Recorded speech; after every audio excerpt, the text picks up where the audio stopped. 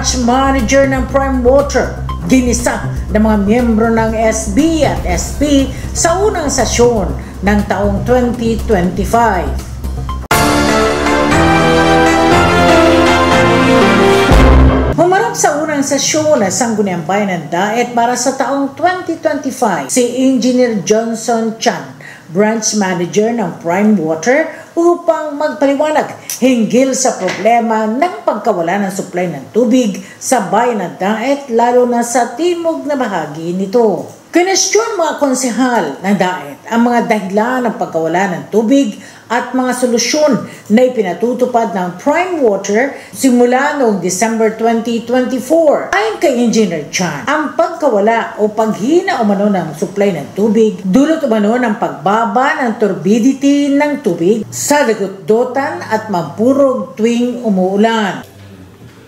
So, yung nangyari po kasi ng last December and up to now, this is still yung balik problema po namin ngayon, which is yung turbidity po talaga ng river source kapag maulan doon sa Mampurog River.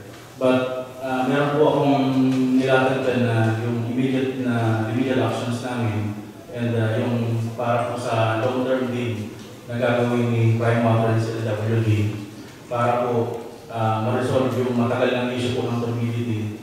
Kasi sa totoo lang po naman, hindi po namin ginusto like ako na mangyari ito dito po sa Camarines Norte. Kasi ramdam ko naman po yung paghihirap and yung kumbaga yung inconvenience ng mga tao dahil doon sa nangyari po. Lalo nangyari siya Christmas season pa po. Pinalawanag din ito na sa kasalukuyan, isinasagawa na ang mga hakbang tulad ng immediate remedial actions o pag-aayos at pagbubukas ng mga dugtungan ng tubo mula sa mga ilog at planta upang masuplayan ang mga apektadong lugar. Kasama rin umano rito ang pagde-deliver ng tubig sa mga barangay na walang supply. So dito po, yung short term na ginawa ko namin na action plan, though hindi siya naka-resolve 100% doon sa mga problematic na area. So number one, yun lang kung inactivate namin yung valving operation doon sa spring source natin kasi meron naman po yung interconnection joints na kung saan nag-emerge yung sa dagutdotan and yung sa spring site po natin. Though ang na-resolve lang po dito is yung mga kalapit na area ng Barangay North. Hindi po totally na-resolve yung area na affected talaga kapag nag-dominate si DFF. Ang second options po namin is mag-water deliveries doon sa areas. So ito po yun, meron kaming 16 na immobilized na mga vehicles, including lorry trucks, boom trucks, yung L300, and nag-rental din po kami ng mga hauler, mga tricycle, para malibera yung mga subdivision. But still, sabi ko nga po ito ay short term lang, hindi po talaga ito. Temporary resolution lang siya. Pero at least kahit pa paano, nabigyan ng tubig yung ibang mga concessioners na natin kung mga water delivery. Sinabi rin ni Chan na mayroon silang long-term solutions tulad ng konstruksyon ng 10 million liters per day pre-treatment facility na kasalukuyang 60% pa lamang umanong natatapos at inaasang makukumpleto ngayong Abril ng taong kasalukuyan. Kasama rin aniya rito ang pagtatayo ng 15 million liters per day facility na popondohan ng Central Management ng Prime Water. Ayon pa sa kanya, kapag natapos daw manong dalawang proyekto, tataas ang kapasidad ng tubig sa 25 million liters per day na makapagsusupply ng 3,000 NTU na magre-resolba sa problema ng supply ng tubig sa Daet. May naka-allocate naman umano na 85 million pesos na budget ang Prime Water ngayong taon para sa iba't ibang ayusin na proyekto. Subalit, naghihintay pa umano ito ng approval. Capacity mo nun is yung 10 million liters per day. Ongoing na po yan. And matapos siya by April 2025. Yun po yung unang makaka-resolve by long term doon sa turbidity issue ng Mampurog River. So yung pangalawa po is yung construction ng ito yung sa amin po na medyo matagal na itong hindi na construct yung 15 million liters per day ng pre-treatment facility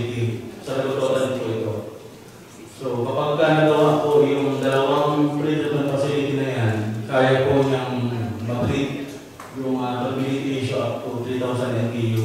Pagkatapos ng mahabang paliwanag ni Chan ng Prime Water, question ni Konsehal Sherwin Asis ang timeline ng mga proyekto at iminungkay na ipaskil nito ang mga schedule ng mga lugar na susuplayan ng tubig. Tugon naman ni Engineer Chan, ang target month ng proyekto ay Abril at ipapaalam pa sa Central Management ang tungkol sa posting ng schedule. Nagtanong din si Konsehal Tom Turinga tungkol sa pagbabayad ng tubig sa kabila ng kawalan ng supply ng ilang buwan. Anyway, narinig ko lang kanina yung tungkol dun sa minimum na payment. Parang sabi ko actual na ang sinisingin. Kasi normally mga parang 220, 228. Although in 1 month, hindi naman talaga 30 days na may dumadali na tubig. At maaaring hindi naman talaga sila nakakakonsume ng yung pangangailangan nila sa tubig. So pwede po just for the record at para marinig lang ano yung ibig sabihin po ng actual na usage na lang ang babayaran. Sinagot ni Engineer Chan na actual consumption lamang umano ang babayaran ng mga konsumidores at ang monthly approval ay ginagawa ng Central Management tungkol sa annual consumption. Dahil po sa lahat ng affected notability sa lahat sa commercial kaso, mangyayari po sa piling nila by January sa actual consumption. So, yung minimum po kasi, nag-range siya from 0 to 10.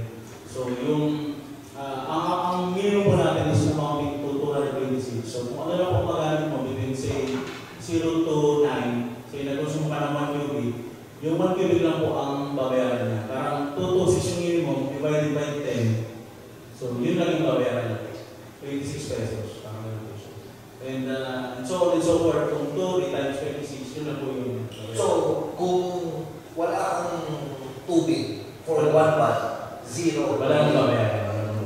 Samantala, humirit naman si Konsehal John Cureses na ang Prime Water ay nagiging business-oriented na umano, hindi na public service ang adhikain mula nang hindi payagan ang pagtaas ng singil. Ayon naman kay Konsehal Bandilaria, simula nang dumating ang Prime Water, hindi na sila nakapagbigay ng solusyon at sa halip ay sila pa ang naging problema ng mga mamamayan ng Daet at mga karatig bayan. Nang pumasok po ang Prime Water, sinabi ko po sa kanila na orientation ng isang private entity katulad ng Prime Water is business-oriented.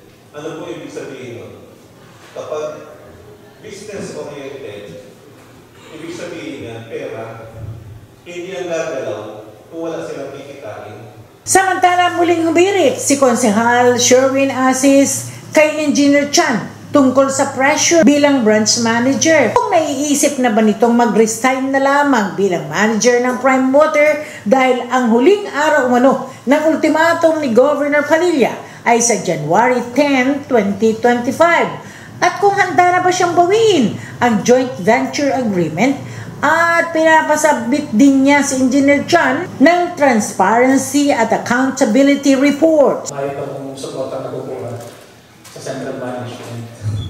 Nag-isip niyo na po ba mag-resign? Kaya pa ba ang pressure? Sa January 10 po yung last day nung ultimatum na binigay ni Governor Padilla para mag-submit po kayo ng water security plan. Hindi naman nakapagbigay ng tugon si Chan kay Konsehal Asis dahil ang pahayag ni Vice Mayor Parale na ang Camarines Norte Water District at Prime Water Joint Venture ay nagsimula noong Enero 2016 pa at na-reinforce noong Marso 2016. Aniya, parang walang ginagawa ang Prime Water at umaasa na lamang sa hanabana. Dagdag pa ng Vice Mayor ng Daet, dapat na umanong manindigan at solusyonan ni Engineer Chan bilang branch manager ang problema sa supply ng tubig sa bayan ng Daet. Nang sa ganun ay hindi laging namang problema ang mga konsumidores ng Prime Water.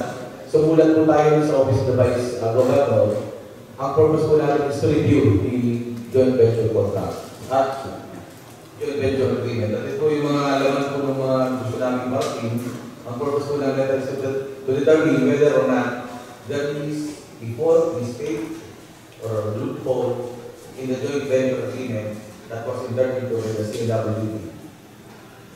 Second, whether or not there is a possibility to have the said agreement be nullified. So to look for some remedy so that the 12% VAT should not be imposed against concerned water concessionaires.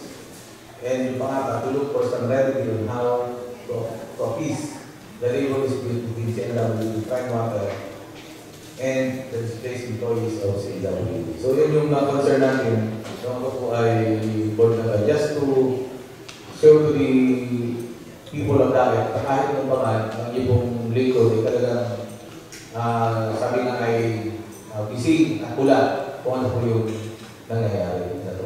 So, base dito sa inyong report, base dito sa long-term solution ninyo, another 10 million liters LPD galing sa Anabana at 15 million liters per day galing naman sa inyong facility. Pero kanina sinasabi mo, parang inaasahan talaga niyo yung sa Anabana. Sa kaugnay na balita, sa unang sesyon din ng Sangguniang Panlalawigan sa taong 2025, humarap ng muli si Engineer Johnson Chan at Engineer John Aldea ng Prime Water, Vice President Ramonito Saguksok ng Hanabana Corporation at General Manager for Lindo Villaluz upang talakayan at pag-usapan ang sanhi at kung ano ang magiging solusyon, plano, o programa nila sa nararanasan na pagkawalan ng tubig sa ibang bayan sa lalawigan. Lahat ng miyembro ng Sangguniang Panlalawigan ay may kanya-kanyang katanungan patungkol sa pagkawalan ng tubig. Ngunit paulit-ulit lamang aniya ang sagot ng Prime Water. Nagbigay ng pahayag para sa pamunuan ng Prime Water si Provincial Board Member Jerry Quiñones.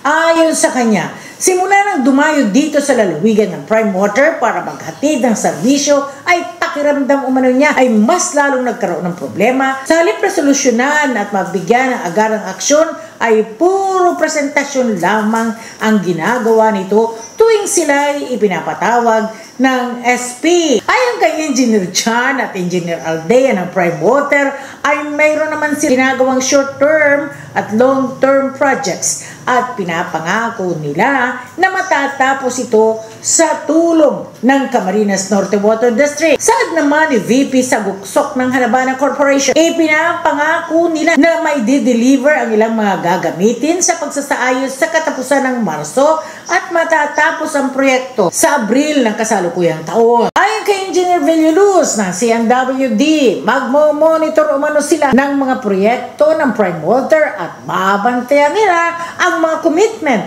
na binitiwan ng Prime Water sa kanila tungkol sa pag-purchase ng filtration at ayon sa naipakita nilang purchase order. Pinapa-assure ko po sa Prime Water na yung Philippine National Standard for Drinking Water na dapat 5 NTU, yung kaya po na dapat mainom, iyon po ay pinipilit kong maibigay sa inyo. Yun po ang, as part of the monitoring unit, minomonitor po namin yan.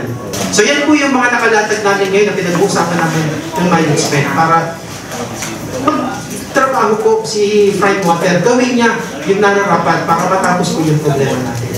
Sa uli, nagkaisa ang mga miyembro ng Sangguniang Panlalawigan ng Camarines Norte na kung sakaling hindi na kayang solusyonan ng Prime Water ang problema sa tubig sa lalawigan, dapat na umanong buwagin ang joint venture agreement nila sa Camarines Norte Water District. Hiling din nila na sana ay mabigyan ng kopya ng nasabing JVA o Joint Venture Agreement para ito'y kanilang masiyasat at mapag-aralan.